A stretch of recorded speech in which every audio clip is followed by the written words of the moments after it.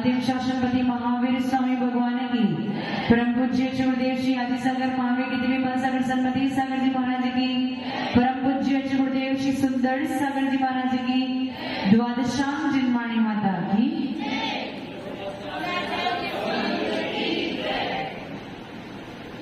जैसे मैंने कल आपको बताया था, नया नहीं पढ़ेंगे, क्या करेंगे, रिवीजन करेंगे, क्योंकि पेपर सबको देना है, फेल नहीं होना। चलो, आप सब कौन हो? द्रव्य कितने हैं? कौन से? पुद्गल, धर्म, अधर्म, आकाश और काल। जीव का लक्षण क्या है? जीव का लक्षण क्या है? ज्ञान और दर्शन जीव का लक्षण है। यदि कोई पूछे जीव का स्वभाव क्या है, तो क्या बोलोगे? जानना और देखना जीव का स्वभाव है, लेकिन उसका लक्षण क्या है? ज्ञान और दर्शन। ज्ञान के द्वारा क्या होता है? जानते हैं, ज्ञान के द्वारा जानते हैं, और दर्शन के द्वारा देखते हैं। तो जीव का स्वभाव क्या क्या? तो उत्तर क्या दोगे? जानना और देखना। और जीव का लक्षण क्या है? तो ज्ञान और दर्शन। ये समझ में आ गया? हाँ। पुद्गल का लक्षण क्या है?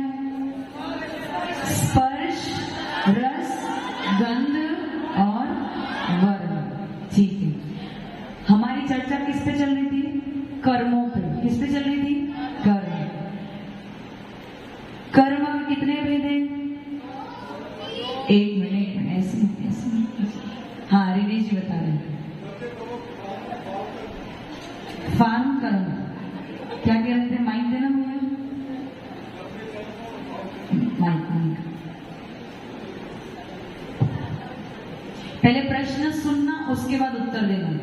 अगर ऐसे प्रश्न को सुने बिना उत्तर दोगे तो गलत हो जाएगा, पेपर में भी गलत हो जाएगा। मैंने पूछा कर्मों के कितने कितने भेद होते हैं?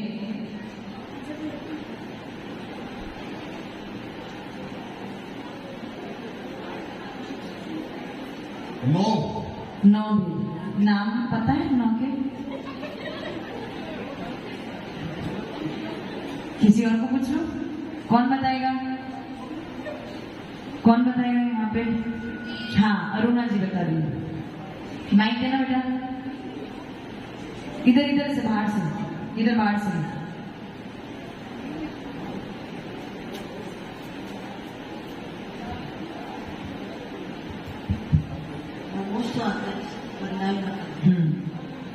वेद दो होते हैं। दो होते हैं। कर्म के वेद दो होते हैं। दो होते हैं। और तीन भी होते हैं। तीन भी होते हैं। चार भी होते हैं। चार भी होते हैं। आठ, मूल में आठ भी होते हैं। 8 और 148, 148, 168, 168। अनंत वेद असंख्यात लोक प्रमाण। असंख्यात लोक प्रमाण। वापस रिपीट करना। 2, 3, 4, 5, 8, 148, 168 और असंख्यात लोक प्रमाण। दिनेश जी समझ में आ गया ना?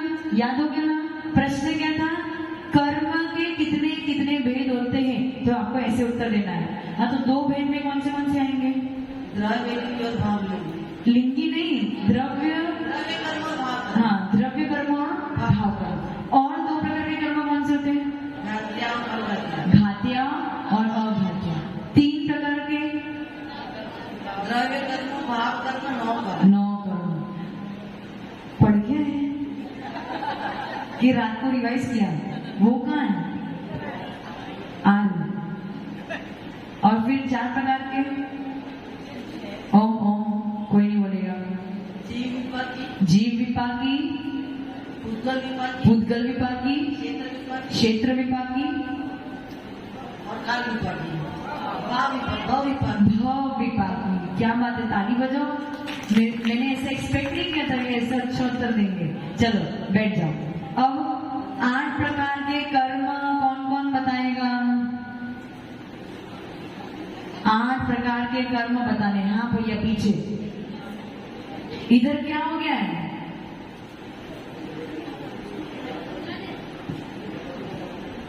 राजू जी आपकी टीम को क्या हो गया है?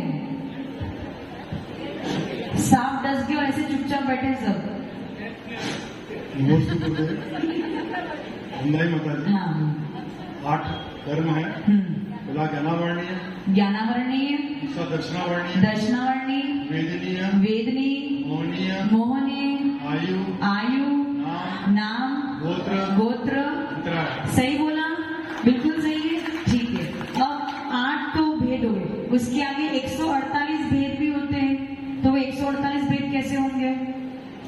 इन सबसे निकले। इन सब से निकलेंगे तो कैसे निकलेंगे?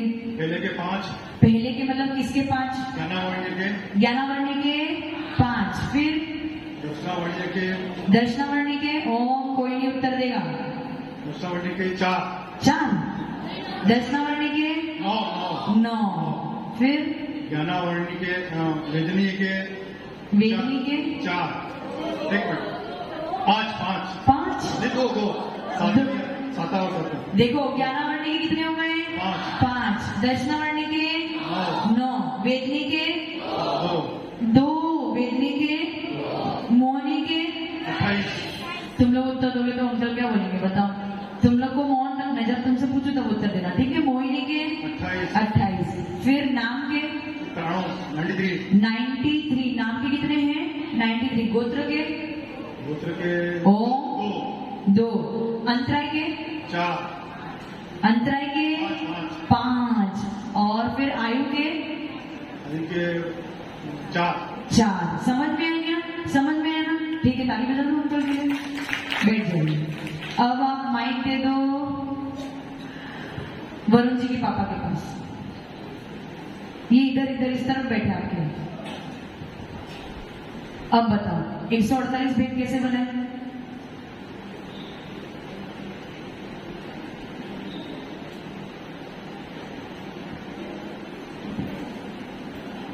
माइक चालू? हाँ चालू है। नमस्ते वंदन। अच्छा, मूल भेद कितने हैं? 8। कौन से? ज्ञानावर्णी, दर्शनावर्णी। क्रम से बताने, क्रम से। ज्ञानावर्णी, दर्शनावर्णी।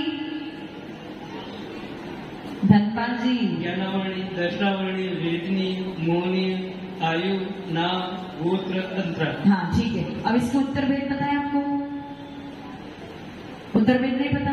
ठीक है, किसी और के पास माइक, जो अभी बिल्कुल अभी आए हैं? कौन? विनोद जी।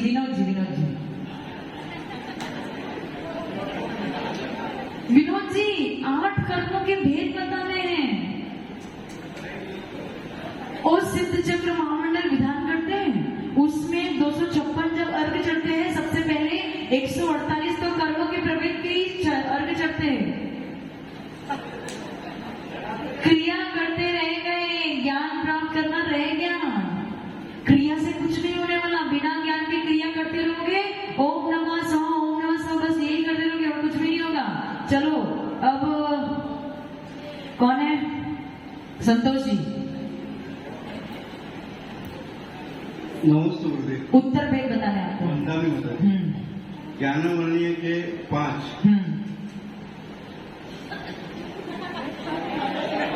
9, 9।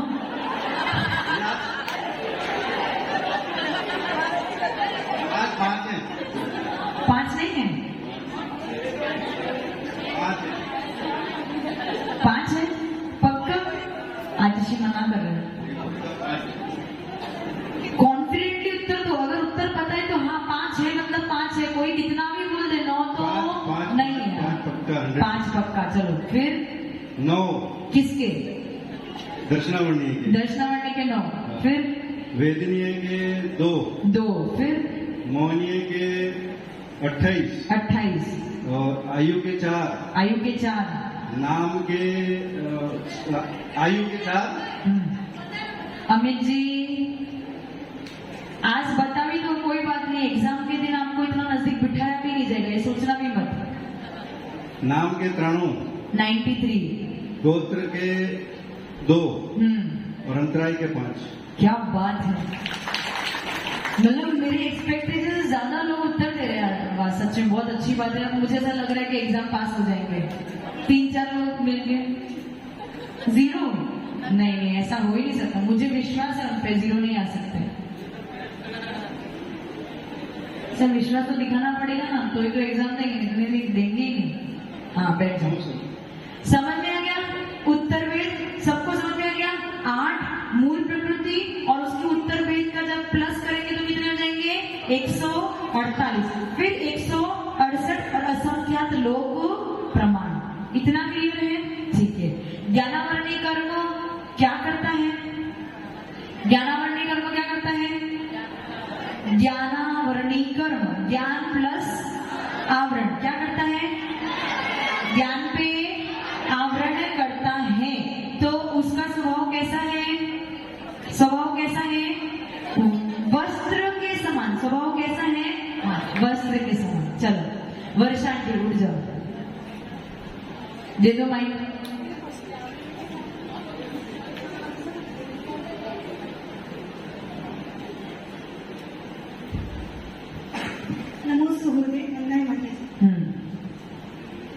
ज्ञानावरणी कर्म क्या करता है? ज्ञान पे आवरण डालता है। उसका स्वभाव कैसा है?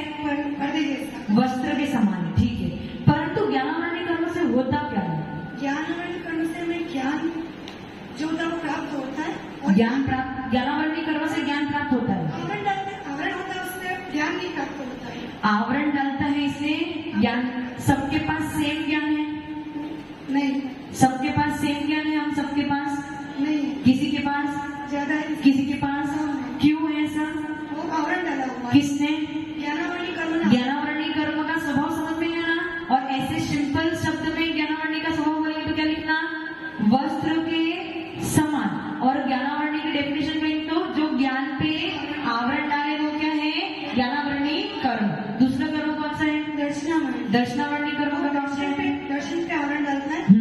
उसका स्वभाव द्वारपाल जैसा है। द्वारपाल क्या करता है? द्वारपाल दर्शन करने से रोकता है। किसके दर्शन करने से? अपने आत्मा के दर्शन करने से। द्वारपाल किससे रोकता है? राजा अपनी आत्मा के दर्शन। गलत हो जाएगा। दर्शन से रोकता है। किसके दर्शन से? राजा के। राजा के दर्शन से द्वारपाल रोकता है। तो दर्शनावरणी कर्म का स्वभाव कैसा है?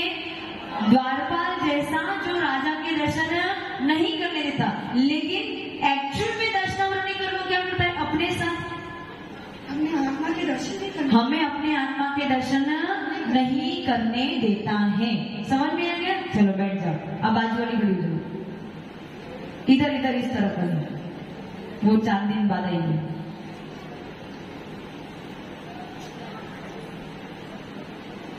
दर्शनावरणी के बाद क्या है?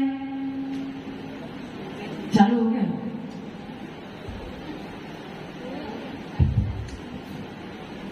नमोस्तु आचार्य श्री मंत्रालय। वेदनी का काम क्या है?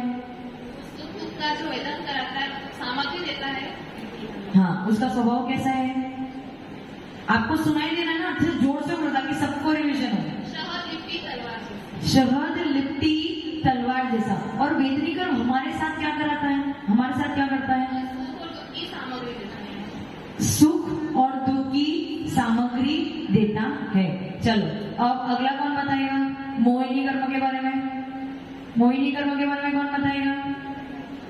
वो कोई? हाँ, जयश्री आंटी।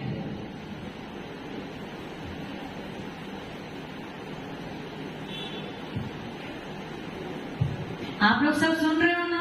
नोट डाउन करते रहो। वरुण जी की पापा जी, एग्जाम देनी है। हाँ, नमोस्तु आचार्य श्री वृंदावन जी, वंदना जी। मोहिनी कर्म जो मोहित करे, जीव को मोहित करे। उसका स्वभाव कैसा है? उसका स्वभाव मदिरा के समान है। मदिरा के समान। मदिरा पी के क्या हो जाता है? भूल जाता है वो। आदमी अपनी समझदारी को खो बैठता है या भूल जाता है। ठीक है, मोहिनी कर्म आपके साथ क्या कर रहा है?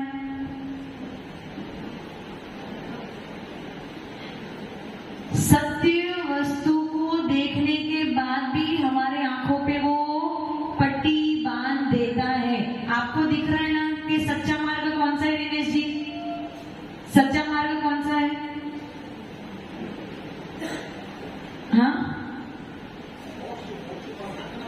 मार्ग, साधना का मार्ग, माइक देना, इधर आप बैठ जाओ।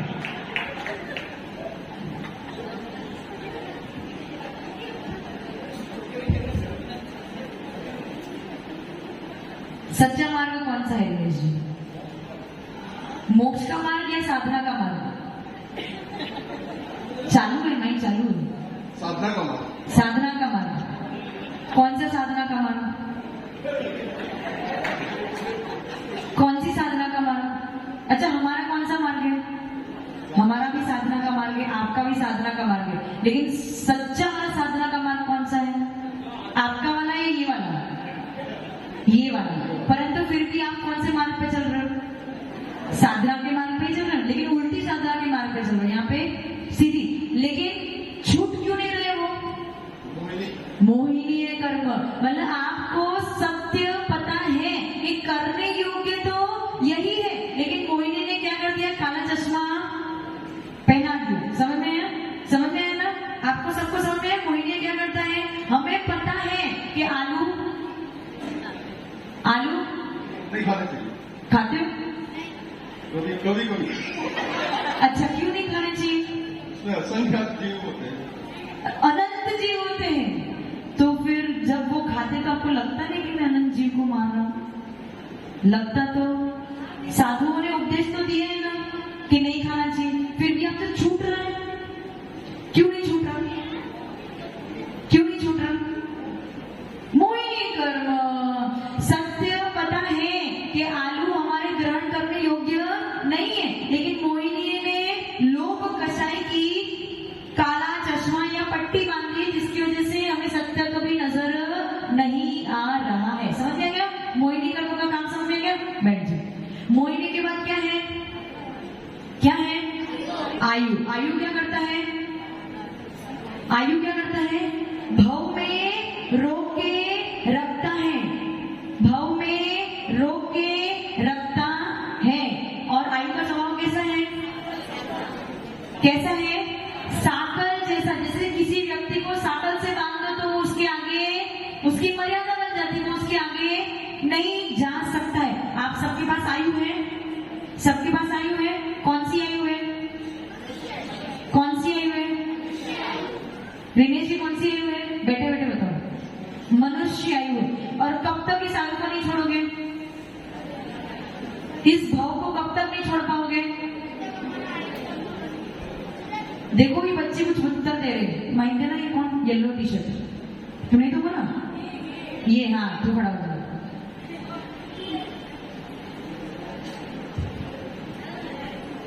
ये अंकल लोग को बताना कि हमारा भाव कब तक नहीं छूटेगा? जब तक हमारे आयु कर्म का कर्म बंद नहीं होता।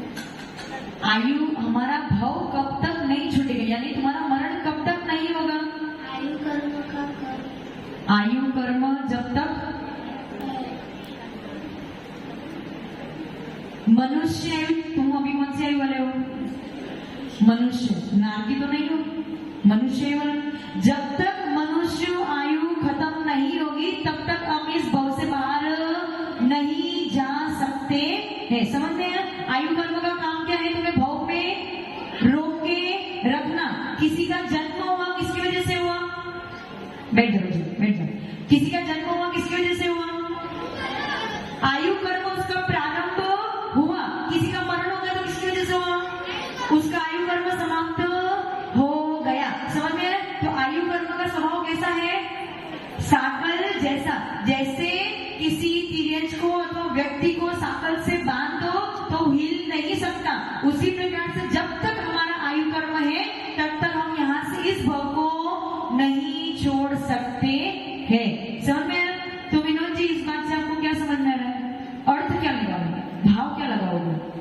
किसी के मरण पे, किसी के मरण पे, किसी के मरण पे, हाँ, दाल बाटी खानी चाहिए? नहीं खानी चाहिए? खानी चाहिए।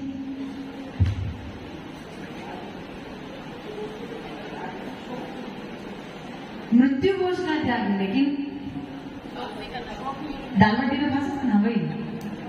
विनोद जी, आयु कर्म किसी की मृत्यु हो गई तो हमें क्या नहीं करना चाहिए? क्यों नहीं करना चाहिए? क्यों नहीं करना चाहिए? कर्म सिद्धांत पढ़ रहे हो, उत्तर दो, क्यों नहीं करना चाहिए? आयु कर्म खत्म हो गया, वो जितनी आयु को लेके आया था वो एक दिन खत्म तो होनी थी, उसका समय आ गया, वो चला गया, उसको आप रोक सकते हो क्या? कोई रोक सकता है?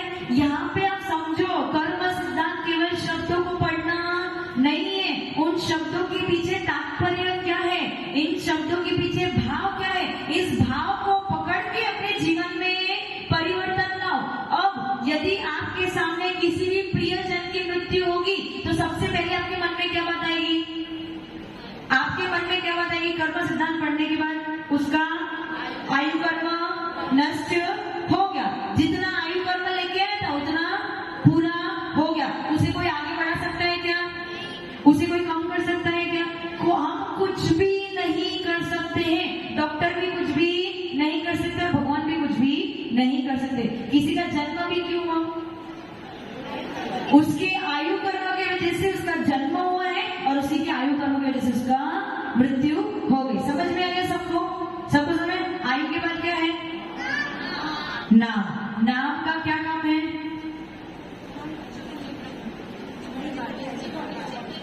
विचित्र विचित्र कार्य करवाना, किसके साथ? शरीर के साथ। आपका शरीर, किसी का शरीर बेडोल है, किसी का लंबा है, किसी का चौड़ा है, किसी का मोटा है, किसी का पतला है, कोई गोरा है, कोई काला है, किसी के बाल बहुत सुंदर है, किसी के बहुत कुरूप है, कोई सुंदर दिखता है, कोई कुरूप दिखता है, किसी का यश बहुत फैला हुआ है, किसी का यश नहीं फैलता, किसी व्यक्ति से लोग बहुत प्रेम करते हैं, किसी व्यक्ति से कोई प्रेम नहीं करता, किसी व्यक्ति से लोग बहुत मानते हैं, किसी व्यक्ति को कोई मानता ही नहीं। ये सब किसका कार्य है? नाम कर्म। विचित्र विचित्र कार्य करवाने का काम किसका है? नाम कर्म का। समझ में आया? समझ में आ गया ना? और उसका स्वभाव कैसा है? चित्रकार जैसा। चित्रकार क्या करता है? अलग अलग चित्र बनाता है, उसी प्रकार से नाम कर्म आपकी अलग अलग जीवन में अलग अलग क्रिया करवाता है। समझ में आ गया ना? ओके। उसके बाद नाम के बाद गोत्र का क्या काम है? ऊंच और नीच कुल कराना किसका काम है? गोत्र का। स्वभाव कैसा है? कुंभकार। कुंभकार क्या करता है?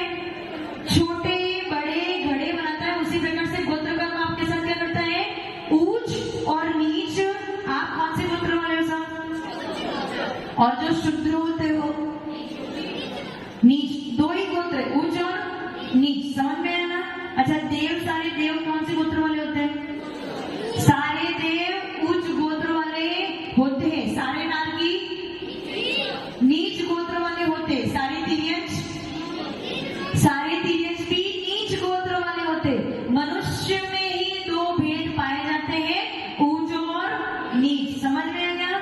समझ में आ गया? अब गोत्र के बाद क्या है? अंतराय। अंतराय का काम क्या है? विघ्न डालना। क्या करना? विघ्न डालना। दो के बीच में विघ्न डालना। उसका स्वभाव कैसा है? भंडारी के जैसा। भंडारी क्या करता है? उसके पास पूरा का पूरा भंडार है, लेकिन वो उसमें से देता नहीं है। तो अंतराय क्या करता है? कोई वस्तु हमें चाहिए तो उसमें क्या करेगा? वो विघ्न डालेगा। रिनेश जी, समझ में आ रहा है? भारी हो गया क्या? सरदर्द हो रहा है? साधना जी कहाँ है? अच्छा, सुनील जी, समझ में? एग्जाम देना है। आज उन्होंने प्रॉमिस किया है चौके में एग्जाम दूंगा। नहीं देंगे? देंगे। 8 कर्मों के बारे में सबको समझ में आ गया? इसमें किसी को कोई डाउट या प्रश्न नहीं है ना? चलो, अब जब उत्तर पेज चालू करते हैं तो हमारे पास ज्ञान के कितने पेज हैं? कौन कौन से? मति ज्ञान, शुद्ध ज्ञान, ज्ञानावरणी नहीं, ज्ञान के कितने पेज हैं? कौन से? मति ज्ञान, शुद्ध ज्ञान, अवधि ज्ञान, मनपरे ज्ञान और केवल ज्ञान। उसमें से सबके पास कौन से ज्ञान है? 2, मति ज्ञान और शुद्ध ज्ञान। उसके पास अवधि ज्ञान किसके पास होता है? चारों ही गतियों के जीवों के पास अवधि ज्ञान पाया जाता है। देव और नारकियों के पास तो जन्म से पाया जाता है। तिर्यंच और मनुष्य के पास हो भी सकता है, अथवा आप सबके पास है क्या? इस पंचम काल में नहीं होगा। मना पर ज्ञान किससे होता है?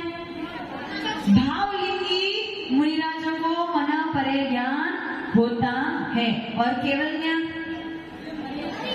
अरिहंतों को केवल ज्ञान होता है। इतना समझ में आ गया? इतना क्लियर है? उसमें से अच्छा थोड़ा टॉपिक बदल देते हैं। आप मुझे ये बताओ कि हमारे पास 8 कर्म है। 8 कर्म है और हमारे पास 2 प्रकार है, एक तो घातिया और अघातिया। तो घातिया के कितने भेद हैं? घातिया के कितने भेद हैं? अमित जी सबका सुन के उसके पहले बिल्कुल रेडी है। घातिया के कितने भेद हैं? अघातिया के, घातिया के, अघातिया के। घातिया में कौन से 4 आते हैं? ज्ञानावर्णी, दर्शनावर्णी, वेदनी और मोहिनी। सही बोला ना मैंने? गलत बोला? ज्ञानावर्णी, दर्शनावर्णी, मोहिनी और अंतराय, ये कौन से कर्म है? घातिया कर्म। घातिया कर्म क्या करते हैं? ओम ओम ओम।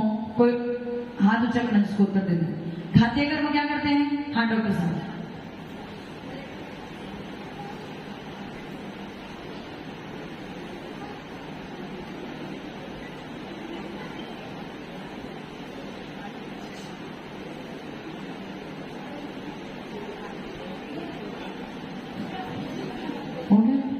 नमोस्तु बोलते वंदे मातरम। जो हम जीव के देवत्व गुणों को प्रकट नहीं होने देता। यहाँ पे देवत्व गुण का अर्थ क्या है? जो जीव को तेरहवें गुण स्थान में न जाए, अनुजीवी गुण जो नहीं, देवत्व गुण। देव मतलब क्या? सिद्ध अवस्था में नहीं जाने देता। सिद्ध अवस्था में या कौन सी अवस्था में? अरिहंत अवस्था। अरिहंत अवस्था में नहीं जाने दे, वो कौन है? घातिया कर्म। परिभाषा पूछेंगे तो क्या लिखोगे? जो जीव के देवत्व गुण को घाते वो कौन है? घातिया कर्म।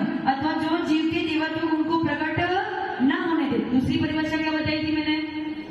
जो जीव के अनुजीवी गुणों का घात करे। अच्छा, वो अनुजीवी गुण कितने हैं? 4। ओम, आपको उत्तर नहीं देना है। अनुजीवी गुण कितने हैं? 4। कौन कौन से? अनंत ज्ञान, अनंत ज्ञान, अनंत वीर्य, अनंत ज्ञान, चारित्र, चारित्र, अनंत ज्ञान, अनंत वीर्य, अनंत सुख अनंत सुख और हाँ नजर है। अनंत दर्शन। अनंत ज्ञान, अनंत दर्शन, अनंत सुख और अनंत वीर्य। ज्ञानावरणी के नष्ट होने पे क्या उत्पन्न होगा? अनंत ज्ञान। ज्ञानावरणी के नष्ट होने पे क्या उत्पन्न होगा? अनंत ज्ञान। अनंत ज्ञान। ये तो सबको पता है ना कि एक एक कर्म के नष्ट होने पर एक एक गुण प्रकट होता है। तो ज्ञानावरणी के नष्ट होने पर अनंत ज्ञान, दर्शनावरणी के नष्ट होने पर अनंत दर्शन, मोहिनी के नष्ट होने पे अनंत सुख और अंतराय के नष्ट होने पे अनंत वीर्य। अनंत वीर्य। जब आपके घातिया कर्म नष्ट हो जाएंगे तो आप क्या बन जाओगे? ओम, कोई उत्तर नहीं देगा। आप क्या बन जाओगे? सिद्ध। अरिहंत। क्या बन जाओगे? अरिहंत। घातिया कर्म के नष्ट होने पे क्या बन जाओगे? अरिहंत। अच्छा, बैठ जाओ। अगला प्रश्न किससे पूछूं? धनपाल जी से पूछूं? हाँ, धनपाल जी से पूछूं। मोक्ष कितने प्रकार का है? कहाँ जा रहा है बेटा? अब पहले रिवीजन कर ले। हाँ, मोक्ष कितने प्रकार का है? मोक्ष पढ़ाया था मैंने। नहीं पता? अच्छा, राजू जी बहुत शांत से बैठे। हाँ, उनको पता है, भूल गए। 2 प्रकार।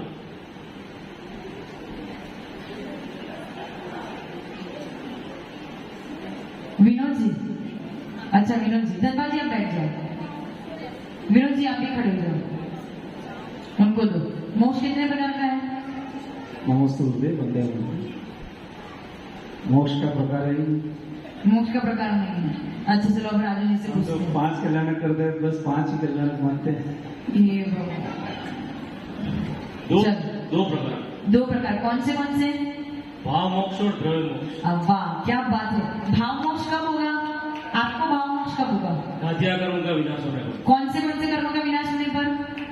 ज्ञानावर्णी, दर्शनावर्णी, मोहनीय और अंतरा। हाँ, और द्रव्य मोक्ष? रुको रुको रुको, द्रव्य मोक्ष कब होगा? सिद्ध बनते द्रव्य। हाँ, तो कौन से कर्मों को नष्ट करना पड़ेगा?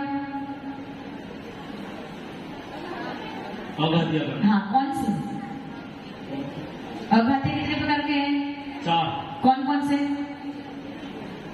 वेदनीय, आयु, नाम और गोत्र। क्या बात है, ताली बजाओ। समझ में आया? विनोद जी, यदि ये ज्ञान होता उसके बाद आप क्रिया करते तो आपको कितना आनंद आता। आपको इस बात का पता चलता कि जिस दिन केवल ज्ञान कल्याण कर रहे हैं। हमारा चौथा कल्याण कौन सा है तीर्थंकर भगवान का? पहले कौन सा होता है? गर्भ, जन्म, तप, ज्ञान और मोक्ष। ज्ञान कल्याण कब होता है? केवल ज्ञान प्राप्त होने के दिन ज्ञान कल्याण होता है। और केवल ज्ञान किस दिन प्राप्त होगा? 4 घातिया कर्म के नष्ट होने पर केवल ज्ञान की प्राप्ति होगी। समझ में आया विनोद जी? और मोक्ष कब होगा? 8 कर्मों के नष्ट होने पर मोक्ष की प्राप्ति होगी। बस क्रिया कांड में अटक गए। साथ में पूजा आंटी को ले जाते तो कुछ ज्ञान भी मिलता। वो भी क्रिया कांडी है और कुछ नहीं हो तैयार हुआ, वो सिर्फ शब्द है। भाव इन लोग को पूछो, भाव इन लोग को पता है। समझ में? धनपाल जी, मोक्ष कितने प्रकार का? भाव मोक्ष और द्रव्य मोक्ष। समझ में आ गया? अमित जी, हंसी आ गई आपको? अच्छा चलो, अघात्य कर्म कौन से होते हैं? कौन बताएगा? सार्थक बताएगा। नमस्ते गुरुदेव, वंदना माता। वेदनीय, आयु। हाँ, वेदनी, आयु, नाम, गोत्र। अच्छा, अघात्य कर्म किन्हें कहते हैं? समझ में आया ना सबको? वेदनी, आयु, नाम और गोत्र। अघात्य कर्म किन्हें कहते हैं? मम्मी से पूछ लेना डेफिनेशन, ठीक है? घर पे जाके अमित जी को दे दो पीछे। आप लोग सब सुन रहे हो ना? रिवीजन हो रहा है ना आपका? उषा जी, नमस्ते गुरुदेव, वंदे मातरम। अघात्य कर्म किन्हें कहते हैं? घातिया कर्म जो घातिया कर्म को नष्ट करने के बाद अघातिया कर्म नष्ट होते उन्हें अघात्य कर्म की मैंने परिभाषा बताई थी। नाम, गोत्र और आयु और वेदनी वेदनी वो नष्ट करते हैं। जो नष्ट करते हैं। गलत हो जाएगा।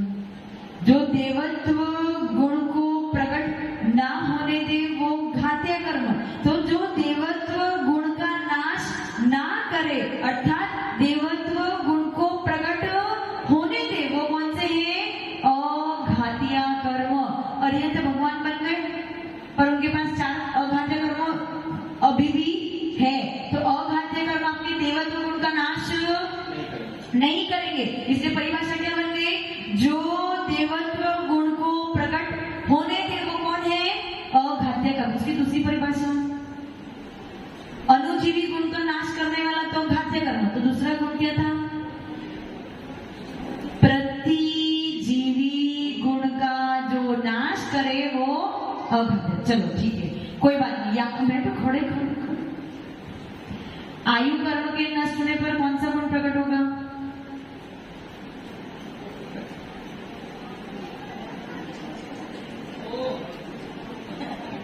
इधर से कौन बताएगा? शीतल आंटी बताएगी? हाँ दे दो, इधर माइक दे दो होम मिनिस्टर के पास।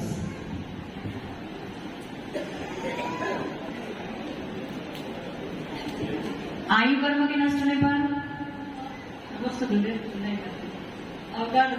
अवगाहनत्व गुण कब प्रकट होगा? आयु कर्म। सुनो सुनो, कुछ कह रही है, सुनो।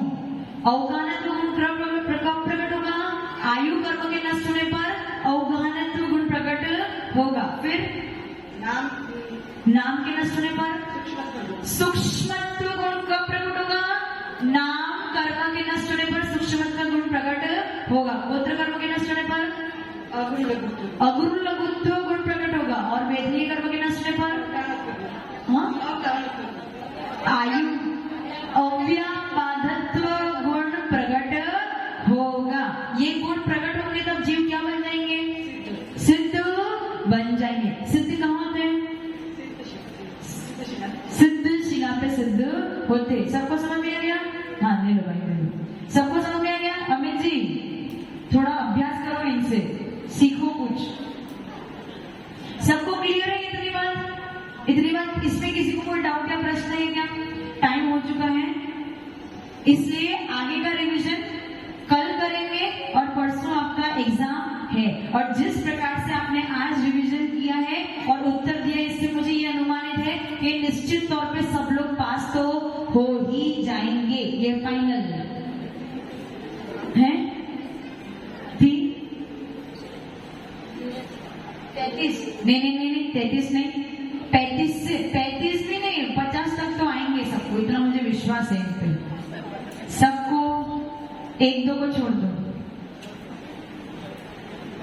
हाँ कैलाश जी कुछ प्रश्न पूछ रहे।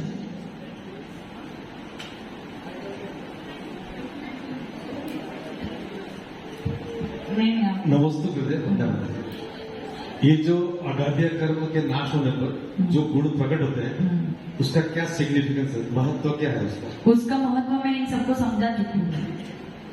अवगाहनत्व गुण से क्या होता है? अवगाहनत्व गुण से क्या होता है? एक ही सिद्ध में अनंत अनंत सिद्ध समा जाते हैं। सूक्ष्मत्व गुण से क्या होता है? वो केवल ज्ञान में ही कारण बनता, मतलब केवल ज्ञान का ही विषय बनता है। उसके बाद क्या था? अगुर लघुत्व गुण से क्या होता है? ना ही वो लोहे के समान भारी होते हैं, ना ही वो रुई के समान हल्के होते।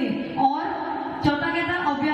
अब जो उनकी सुख की प्राप्ति हुई है वो बिल्कुल बाधा से रहित सुख की प्राप्ति उन्हें हो चुकी है। और इसका पूरा विश्लेषण 2 से 3 दिन चला था, जो मेरे हिसाब से इन लोग सबको समझ में आ गया। शायद आप उस क्लास में नहीं होंगे, अभी टाइम की